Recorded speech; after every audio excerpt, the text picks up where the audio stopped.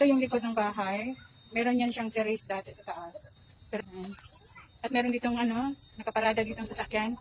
Ito ginawa lang na dito na hindi din to nagpaalam sa akin. Kailangan kong, marami pa akong pwedeng gawin dito. Linisin. Yan. Total renovation yan siya. At ito yung area. 4 ito na lote, binenta ko yung isa. So, bali 3 lote na lang siya. Yan. Yan. Yung may van na yan, nakapasok na yan dito sa loob ng area ko. So, ginawa na nila ng parking area itong lugar ko. Yan. Merong mga nakapasok na din dito na na space. Kinuha na rin nila yung So, kailangan kong ipa-survey ulit ito. Maybe Saturday or Sunday, may pupunta dito magsa-survey. At kailangan malagyan na ng pader. So, agad-agad ko itong ipapader para wala nang problema at wala nang ginawa na itong public road. Itong area, bahay.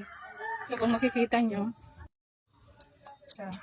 yan. Kung makikita nyo mula dito, yan. Kung makikita nyo, meron siyang road, meron siyang maliit na daan. Kasi ginawa na nilang public road ito. Daanan na nila itong private property ko. Yan, ginawa na nilang parking area. Tsaka dito.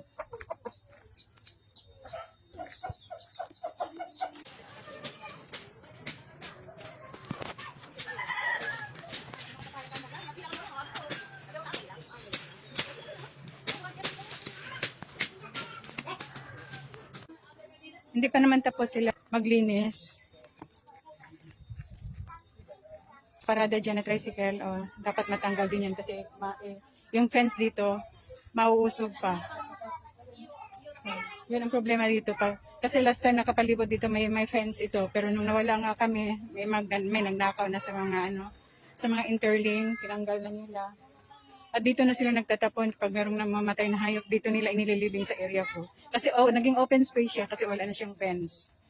Yun ang problema. So, yun ang kailangan ko nang ayusin, kailangan ko nang galawin.